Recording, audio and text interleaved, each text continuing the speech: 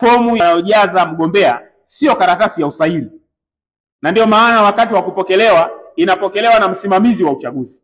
Tulitarajia msimamizi wa uchaguzi ataikagua, na kama anadhani kuna maeneo yana mapungufu atatoa maelekezo ili mgombea ayarekebishe hayo maeneo.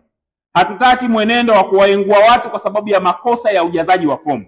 Watu wainguliwe kwa sababu za kikatiba, kama kwa mujibu wa katiba ya Jamhuri ya Muungano wa Tanzania hawapaswi kuwa wagombea, au kwa sababu za kisheria, kwamba sheria ya uchaguzi inawaondoa, hawana sifa kwa mujibu wa sheria. Na haya ni mambo ambayo tumewataka waweke express version kwenye kanuni, wamekataa. Lakini waziri mkuu anataka kutuambia kwamba eti basi kumekuwa na maendeleo ya kidemokrasia. Lakini pia kusiwe na kura feki. Na hapa tumerejea na tunarejea tena utaratibu ulioanza mwaka 2020 wa kuchapisha makaratasi ya kura na kuyasambaza mtaani kama njugu, kisha kuyaita kuwa ndio kura zilizopigwa kwenye vituo vya uchaguzi. Ni utaratibu ambao hauwezi hata na mwenda wazimu kuitwa kwamba ni maendeleo ya demokrasia kwenye nchi yetu.